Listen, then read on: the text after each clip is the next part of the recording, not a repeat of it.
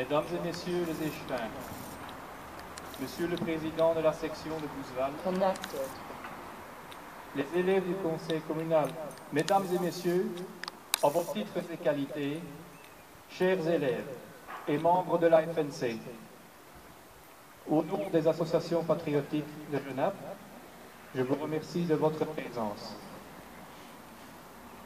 En ce jour du 6 juin, nous voici rassemblés pour rendre hommage à Hondo Godard. Cet ancien habitant de Bouzeval, né à Parcienne en 1913 et décédé à Bouzeval en 1996, était météorologiste au Bomber Command en Grande-Bretagne, qui fit reculer la date du 5 au 6 juin 1944, le débarquement allié en Normandie, suite aux mauvaises conditions météo. Cette décision a fortement favorisé la réussite de la liberté de notre pays. La plaque commémorative en bronze en sa mémoire fut coulée par la fonderie Girbeau Frères de Loupoigne et financée par la Fédération nationale des combattants, section de Genappe. Elle a été inaugurée sur la place communale de Bouzeval le 8 mai 2008.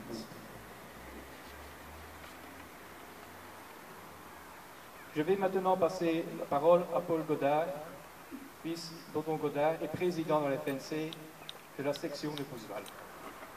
Voilà Paul, à toi.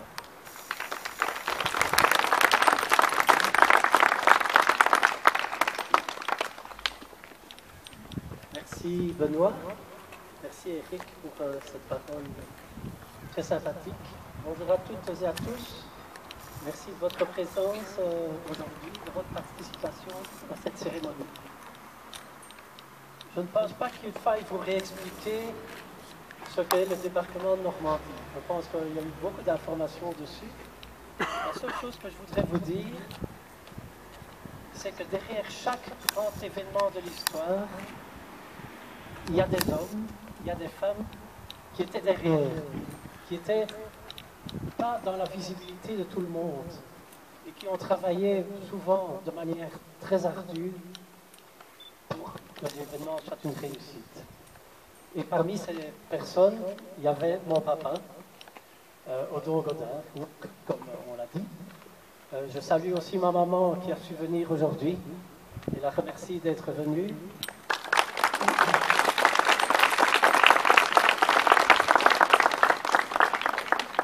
Aussi trois de mes enfants, quelques-uns de mes petits-enfants et bien sûr mon épouse. Alors, ce que je vais souligner, c'est un petit peu quelle était l'anecdote du jour en question.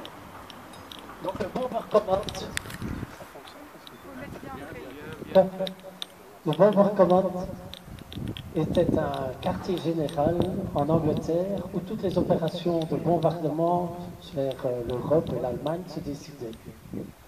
Et donc, mon papa avait fait des études aux États-Unis. Et au début de la guerre, dans les années 40, il a voulu rentrer en Europe pour participer à ce conflit.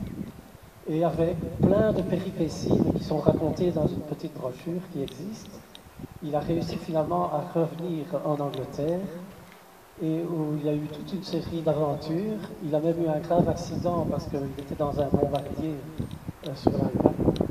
Et ce grave accident, après, ne lui a plus permis de faire des opérations en vol.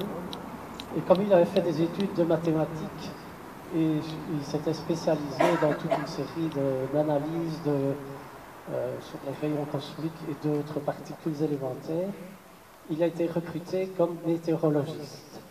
En fait, pour faire les bombardements, la météo, c'était fondamental. Mais il y a 75 ans, la prévision du temps, c'était pas comme maintenant. On n'avait pas les ordinateurs, on envoyait des gens, un avion un peu plus loin, aller voir le ciel, on essayait d'avoir des renseignements avec la résistance, tout ça était très compliqué. Mais voilà, le débarquement s'est précisé et il fallait discuter de la date exacte. Alors je vais vous relire rapidement ce qu'il a écrit dans ses mémoires au sujet de cette décision. Voilà, nous sommes le 3 juin 1944 au soir. Fin de soirée. il y a une commission météorologique. Donc il faut savoir qu'il n'était pas tout seul pour décider. Hein. Il y avait des tas de gens là-dedans. Donc c'est un travail d'équipe. Alors il écrit, le général Morgan demanda mon avis par téléphone au milieu de la nuit. Je réponds que je vais d'abord connaître l'endroit exact du débarquement. Et c'est ainsi que j'apprends qu'il aura lieu en Normandie. Donc il faut savoir que tout ça était très organisé et le secret était très bien gardé. Même les personnes qui travaillaient en direct n'étaient pas informées. Je ne croyais pas que le front, donc le front c'était la ligne de nuages avec la pluie et le vent, serait passé la nuit suivante et pour la nuit d'après, je n'osais pas me prononcer. Alors, une minorité importante de la commission voulait maintenir la décision pour le 5. Et finalement, la décision finale se prendrait le 4 au soir. La réunion de la commission météorologique fut très confuse. Certains pessimistes estimaient les prochains jours tout à fait défavorables pour satisfaire aux conditions de temps demandées et proposaient une remise à 15 jours lors des prochaines marées favorables. D'autres optimistes estimaient qu'il y aurait des éclaircies et qu'on pourrait risquer les opérations dès le lendemain. C'est ainsi qu'on me téléphona pour avis au début de la nuit. Peu après la fin de la conférence, je reçus un coup de téléphone au nom de l'Air Chief Marshal Tedder, qui était l'adjoint direct d'Eisenhower, me demandant que j'exprime en termes clairs mon opinion sur le débarquement. J'ai répondu. C'est la traduction du texte, c'était en anglais. L'aviation ne pourra pas opérer à basse altitude la journée du 5 juin, mais bien toute la journée du 6 juin, à partir de 5 heures du matin. Cependant, les aérodromes allemands resteront difficilement utilisables. Finalement, Eisenhower lui-même prit la décision, en ronchonnant contre le météorologiste qui ne parvenait pas à se décider. Il était difficile de postposer plus d'un jour, car une partie de la force était déjà dans le détroit. Mais malgré cela, les Allemands furent quand même pris par la surprise. Et voilà, effectivement, le débarquement eut lieu. La suite de l'histoire, vous la connaissez. Et donc, je remercie tout le monde de votre présence. Et donc, la commune, la ville de Genappe nous invite maintenant à une petite réception à l'école communale. Merci beaucoup à tous et à toutes.